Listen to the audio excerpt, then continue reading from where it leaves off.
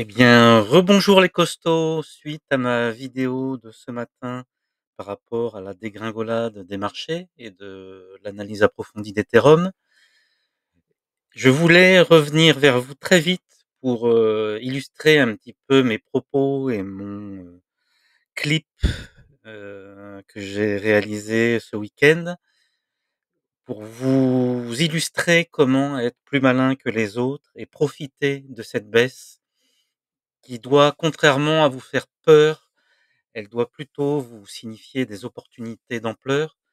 Donc être plus malin que les autres, et d'ailleurs si vous voulez vous redonner de la force, je vous invite à écouter mon clip, que je trouve plutôt réussi par rapport à cet, objectif qui est de profiter des mouvements d'ampleur. Donc voilà, donc là on est par exemple sur la paire Bitcoin USDT. On voit qu'on casse un niveau clé, donc probablement une chute. On va voir jusqu'où elle descend. On est passé en dessous des 90 000, mais on sait que de toute façon Bitcoin surperforme le marché. La dominance est repartie, donc ça pourrait malgré tout, résister dans cette zone et repartir.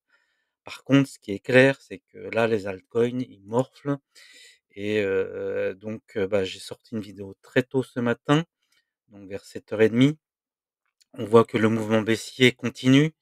Donc être plus malin que les autres, ça veut dire quoi? Bah, prendre par exemple des ordres limites d'achat sur des prix bas, des résistances idéales. Ethereum, comme je vous en ai parlé longuement ce matin, bah, mettez des ordres limites sur ces résistances, légèrement plus haut si vous avez des doutes pour capter le mouvement. Si par exemple il descend à aller à 1200 et si vous, croyez vraiment à une baisse encore plus majeure, bah, mettez des ordres par palier. 30 de votre apport à 1 150, 30 à 1 900 et 30 à 1 675, ou alors même avec des proportions croissantes, ce qui va, amplifier votre, enfin faire baisser d'autant plus votre prix moyen d'achat.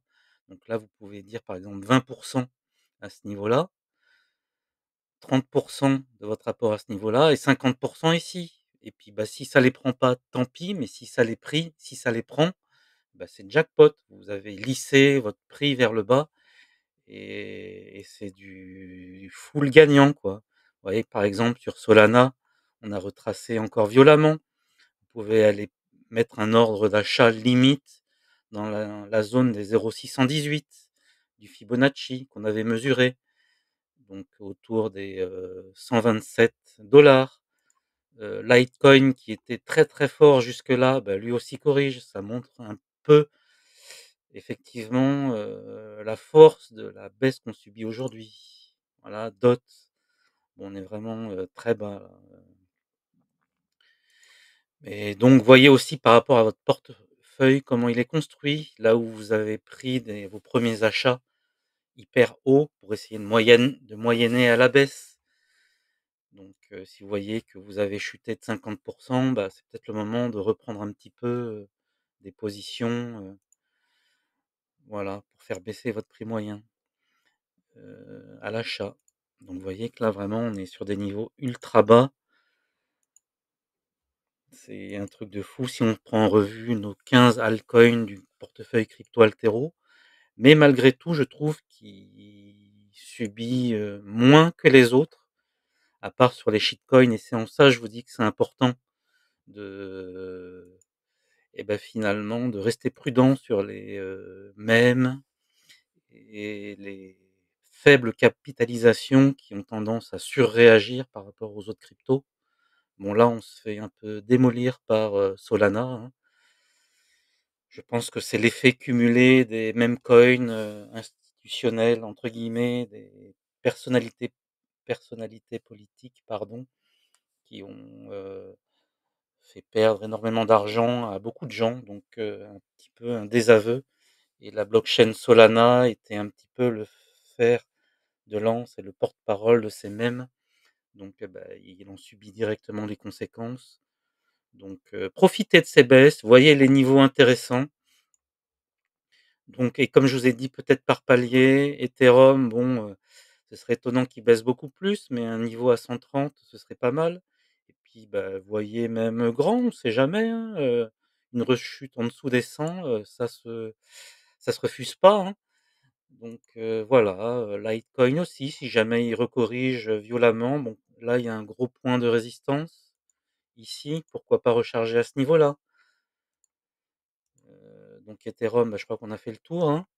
Et puis, bah, Bitcoin, si on veut être opportuniste, pourquoi pas, aller rechercher ici les 80?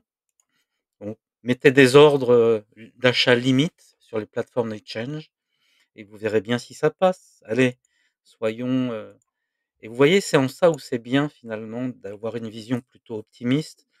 Quand vous voyez que ça baisse, il faut qu'automatiquement dans votre cerveau ça switch et que vous vous dites: «Waouh, quelle opportunité de ouf!»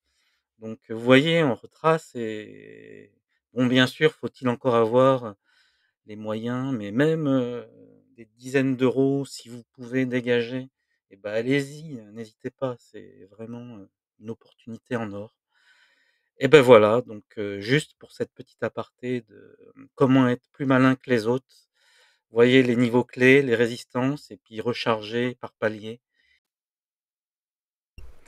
Être plus malin que les autres également, ça veut dire, peut-être se préparer à avoir eu tort sur, les prises de position qu'on a pu avoir jusque-là. Donc, pourquoi pas, comme en intro sur la belle image que je vous ai partagée, c'est peut-être miser aussi sur les made in USA et les grosses capitalisations qui ont un intérêt, énorme aujourd'hui auprès des institutionnels et des demandes d'ETF. Donc ça concerne qui? Bah, ça concerne l'Ethereum bien sûr, mais ça concerne aussi, Link, ça concerne ADA, XRP. Donc il faut surveiller ces cryptomonnaies et leurs, des niveaux clés de résistance.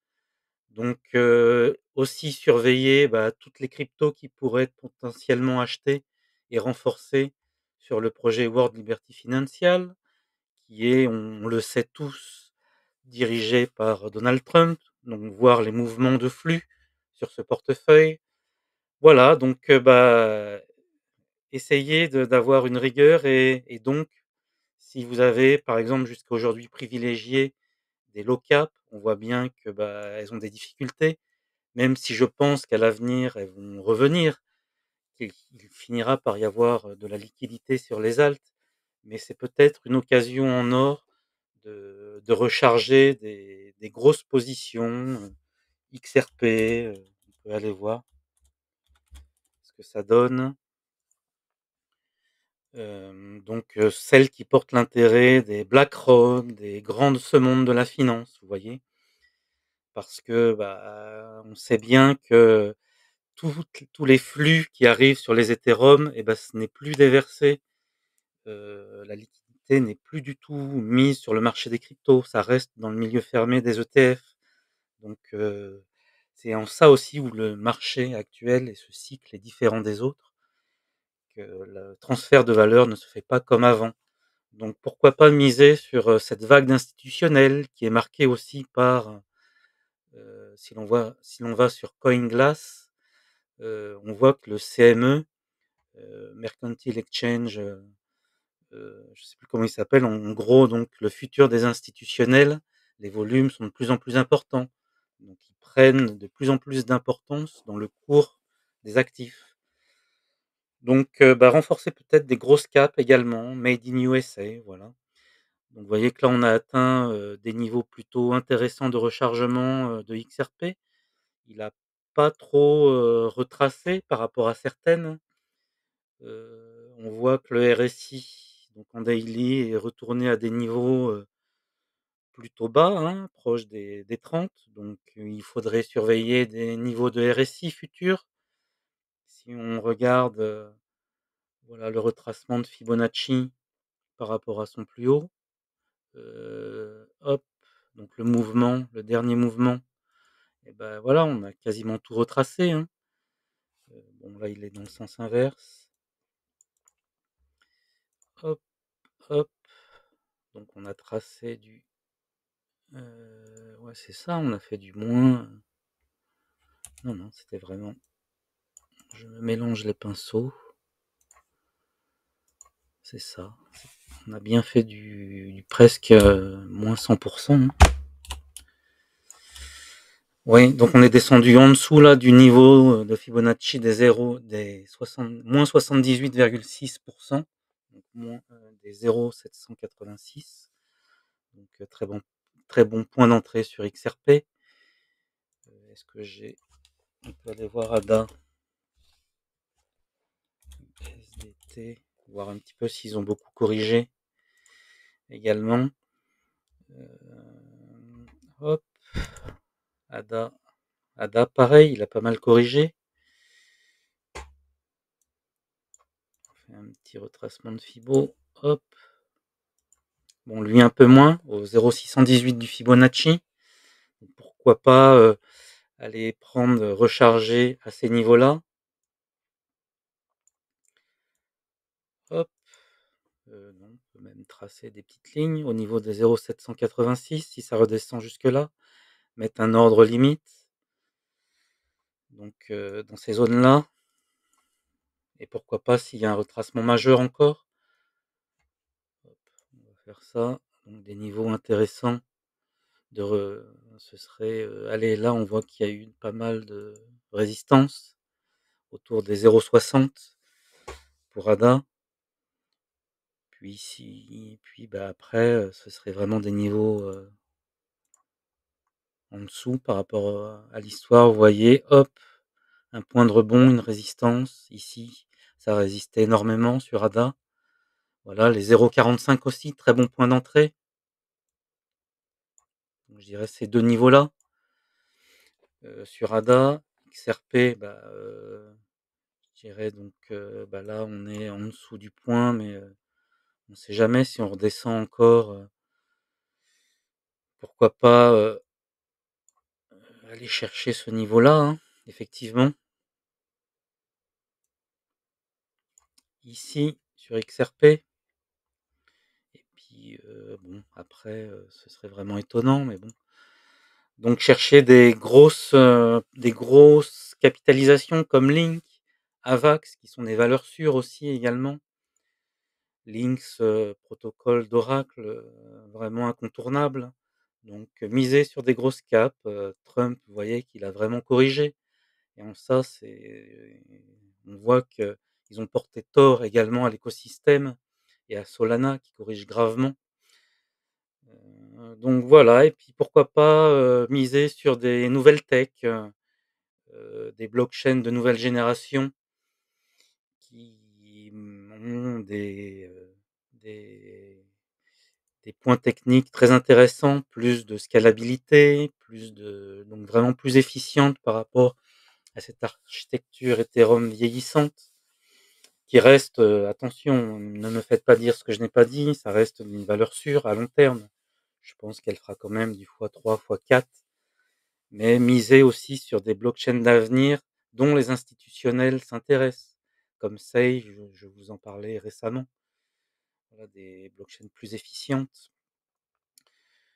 Voilà, donc bah, j'espère que cette petite vidéo vous a plu également. Je vous souhaite une très bonne journée les costauds.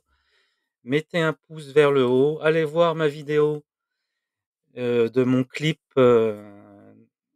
du week-end pour vous redonner de la force, qui vous donne des directives de surtout pas céder au FOMO, de vendre en panique. C'est la pire chose à faire. Donc force à vous les costauds, bonne journée, ciao ciao.